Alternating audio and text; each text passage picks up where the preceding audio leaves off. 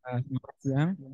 Terima kasih kepada Dr. Yan selaku pembimbing saya dan kesempatannya. Ini saya izin membawakan mengenai jurnal reading saya. Judulnya Repair of Aneurysma AP Fistula, sebuah sistematik review dan meta analisis. Jadi saya memilih bacanya karena memang AP aneurisma AP fistula itu sangat kasusnya lumayan ada di HD kita. Namun kita memang masih belajar lagi ke depannya kapan kita akan melakukan tindakan dan bagaimana manajemen dari kasus-kasus aneurisma pasien. Jadi dari sini saya buka dulu sebelum masuk ke jurnalnya, izin dok untuk membawakan beberapa teori sebelum masuk ke jurnal. Yang pertama dari definisi. Jadi definisi dari aneurisma itu sendiri dikatakan aphasia aneurisma itu bila terjadi pembesaran 3 kali lipat dari standar aphasia Kadoki, di mana kita standarnya seperti kita ketahui yaitu 6 mm, sehingga ketika pembesarannya lebih dari 1,8 cm atau 18 mm itu disebut sebagai sebuah aneurisma. Bentukan aneurisma sebenarnya banyak, namun secara umum yang paling kita sering temui itu adalah di outflow plane atau dalam kata lain bisa di junction anastomosis atau di draining vein-nya. Untuk epidemiologi sendiri secara umum itu biasa ditemukan dari berbagai macam penelitian itu ketika pasien sudah berjalan 3,9 sampai 4,9 tahun, dan beberapa faktor resiko yang sering menyebabkan itu adalah ada polycystic kidney disease, kemudian pada pasien-pasien non-diabetik, dan pasien-pasien yang menggunakan HD dengan flux yang tipe high atau tipe tinggi membran. Kemudian dari beberapa studi yang lebih dari 6 bulan itu dikatakan bahwa terjadi aviation aneurisma itu lebih pada 60%, dan 66% itu diameternya paling tidak 2 cm, dan 71% dia bertipe yang bilob atau dua titik aviation, di dua titik aviation. Nah, mungkin sudah kita ketahui bahwa dari definisi klasifikasinya dari aneurisma aviation ini ada dua. Yang pertama itu dari definisi klasifikasi Valenti, ini membaginya berdasarkan tipe atau bentukannya secara klinis yang kita bisa lihat dari klinis.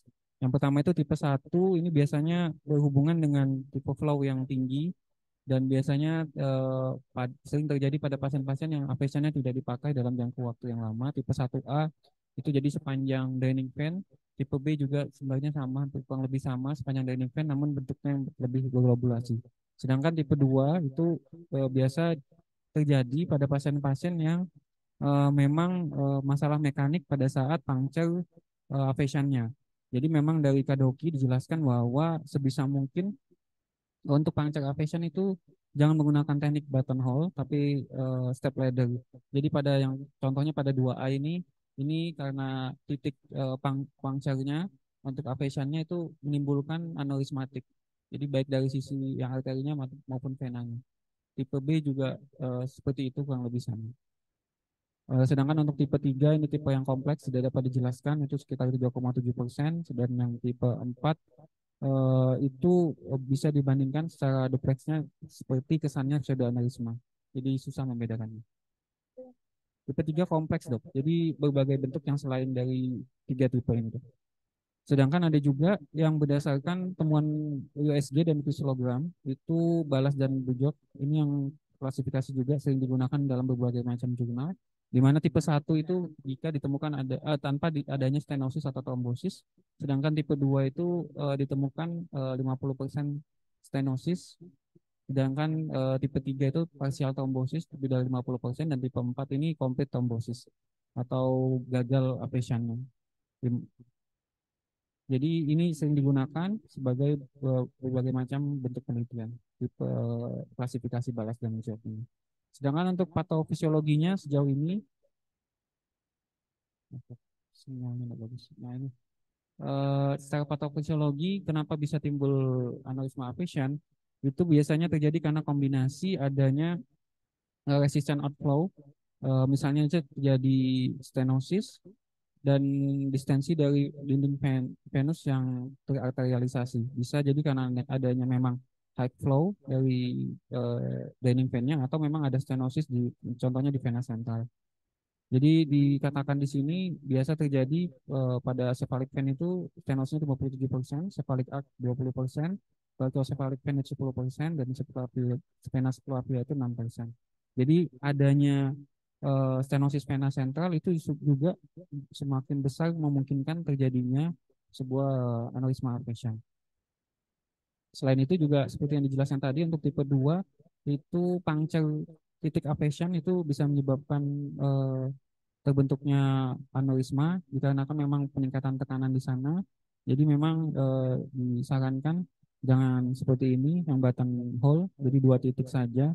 Diusahakan itu tipe rope ladder. Jadi puncture-nya itu bergantian. Misalnya kita buat yang sisi arteri atau vena itu 3 atau 4 titik sepanjang aphasia dan vein yang sudah kita buat. Nah, memang minimal disarankan untuk aphasia ini jarak draining fan yang ideal dan lurus itu paling tidak 10 sampai 15 cm.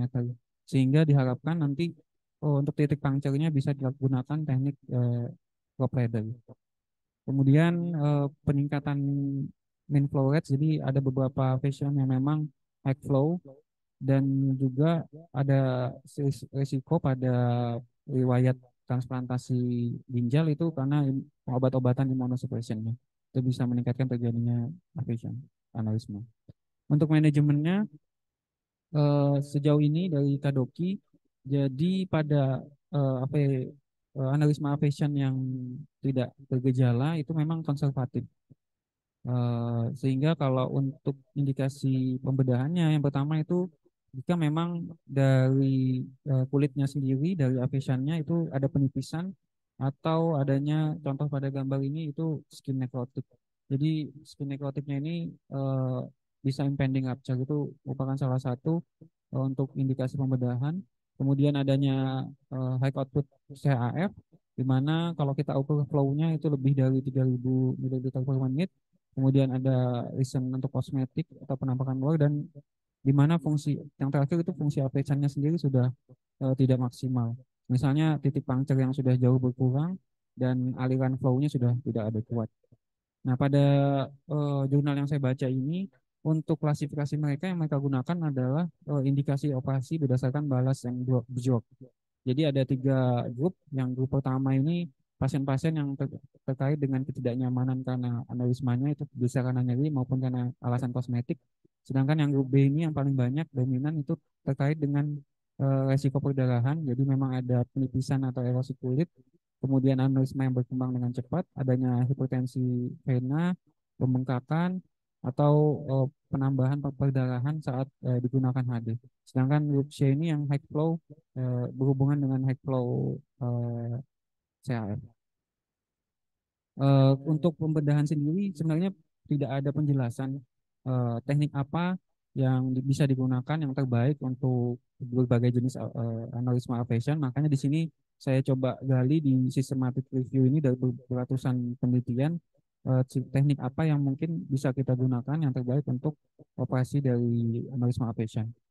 Setidaknya dari sumber yang saya baca itu ada 4 yang kita ketahui, namun memang pada jurnal ini nanti yang paling banyak dibahas itu adalah yang pertama atau yang itu yang remodeling teknik.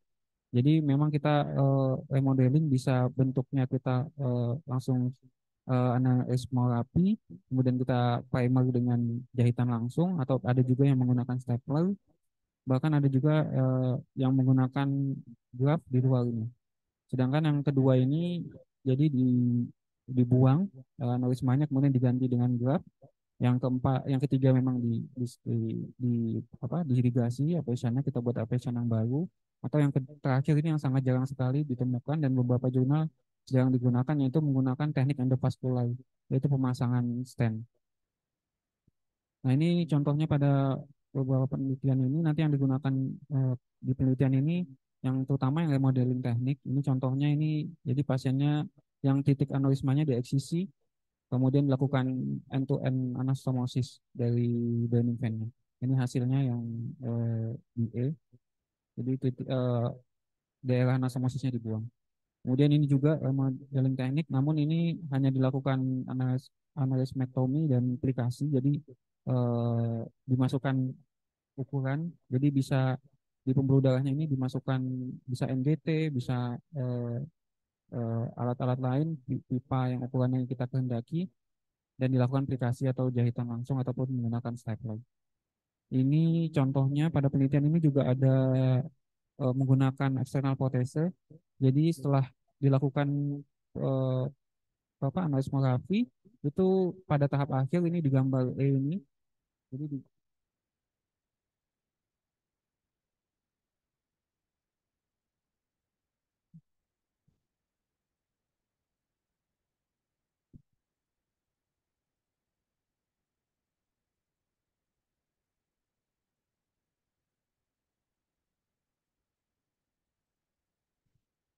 jadi pada kasus yang ini yang menggunakan external prosesi, jadi pada ini dia menggunakan external mesh. Harapannya memang supaya nanti aneurismanya tidak berkembang lagi.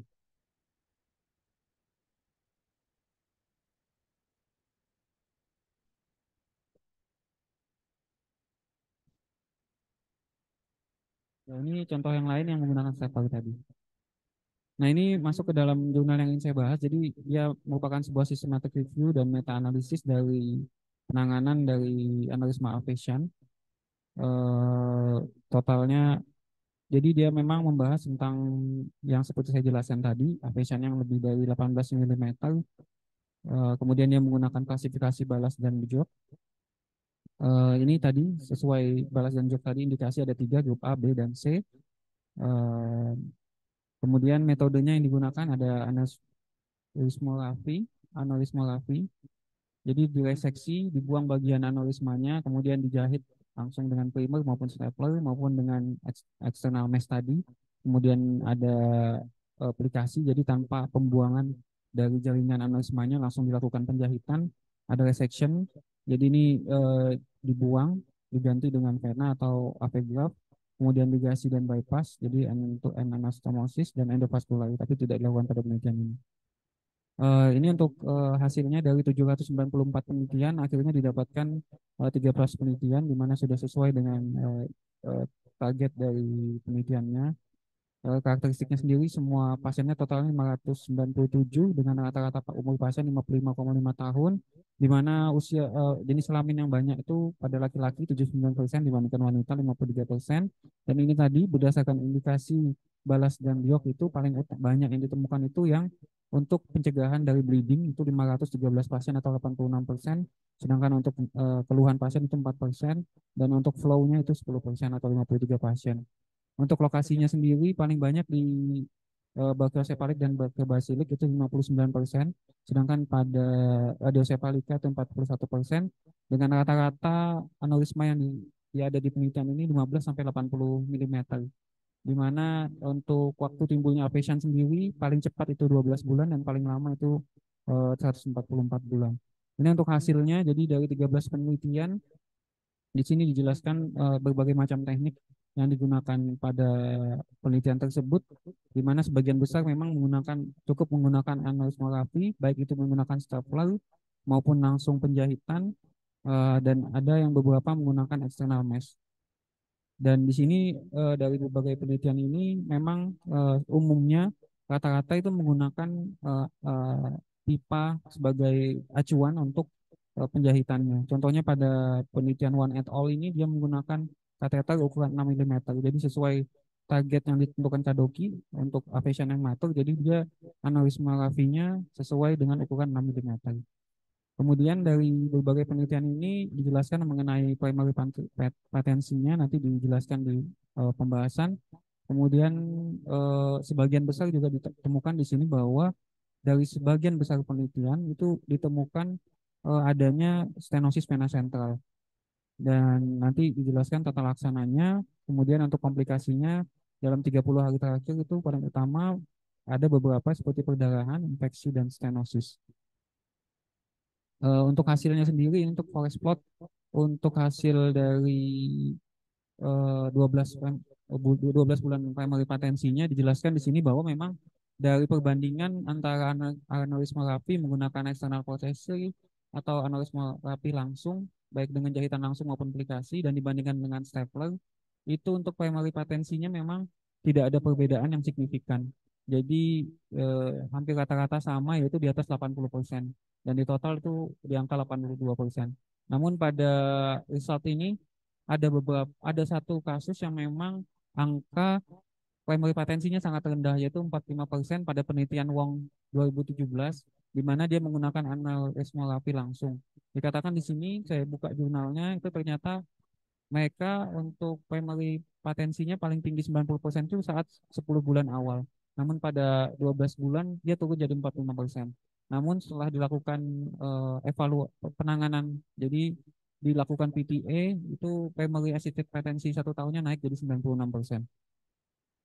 Kemudian ini untuk forest plot untuk komplikasi dari berbagai dari tadi jenis-jenis yang aneurysmografinya dari external protese menggunakan jahitan langsung dan stapler maupun itu dijelaskan di sini bahwa komplikasinya tidak berbeda jauh signifikan dalam 30 hari. Jadi di bawah 20%, sekitar 11%. Kemudian pada eh, systematic review ini dijelaskan bahwa dalam 7 studi itu dijelaskan eh, untuk total rawat inapnya itu 1,8 hari, kemudian ada pada 12 studi itu terjadi referensi itu dari ini kecil sekali 3% dari 434 pasien. Jadi hanya 11 pasien dari 434 pasien. Ini hanya ada di 3 studi. Kemudian untuk stenosis vena sentral itu pada 6 studi dijelaskan itu cukup tinggi. Jadi angkanya di 131 pasien atau 21% itu mengalami stenosis vena sentral. Jadi di beberapa penelitian itu memang sudah rutin dilakukan kristalografi dulu pada pasien-pasien dengan aneurisma fascian dan dilakukan penata laksanaan lanjutannya seperti PTA. Dari diskusinya memang jelaskan salah satu faktor utama adanya aneurisma fascian ini memang yang paling jelas terlihat adalah stenosis vena sentral. Kemudian eh, jadi memang dari beberapa penelitian itu dilakukan rutin kristalografi, tapi tidak wajib pada beberapa penelitian yang lainnya, di mana mereka lebih memilih untuk melakukan ultrasound dulu, Doppler ultrasound dulu untuk menilai adanya outflow vein stenosis. Jika memang disangkakan ada apa stenosis di outflow-nya baru dilakukan kristalografi. Kemudian dari perbandingan antara aneurismografi dibandingkan dengan yang menggunakan external reinforcement itu sejauh ini sama saja baik dari patensinya, komplikasinya dan rekurensi dari aneurismanya. Jadi memang tidak signifikan bermakna ketika kita ingin menambahkan external mesh pada aneurismografi. Jadi sekian dokter dan PPDS kalian, saudara dan PPDS kalian. Jadi dapat disimpulkan bahwa eh, semua untuk aneurisma fascian kita harus beda-beda tiap terapinya tergantung dari jenis aneurisma fasciannya. Secara umum di sini dapat ditata laksana dengan baik menggunakan aneurismografi saja tanpa menggunakan external mesh. Kemudian hasilnya juga sama dibandingkan dengan long term, komplikasinya rendah dan angka frekuensinya yang rendah. Jadi disarankan juga di sini untuk penggunaan kristalografi pada pasien-pasien yang memang dicurigainya ada stenosis vena sentral, dan terakhir memang untuk kasus-kasus aneurisma fascian yang memang tidak bergejala itu sampai saat ini masih tata laksananya konservatif. Demikian dokter. Terima kasih. Jadi ada pertanyaan. Siapa yang belum pernah lihat aneurisma ini? Coba angkat tangan. Siapa yang belum pernah lihat? Sudah pernah lihat semua betul? Ini bukan gambarnya loh. Sudah pernah lihat komunikasi ada semua? Udah ya? Ada yang belum nggak? Kita mau manggil. Habis kamu pernah ketemu nggak? Sudah. Ya, jadi ini adalah sesuatu yang pasti akan pernah kalian jumpai. Ya, baik itu hasil kerjaanmu atau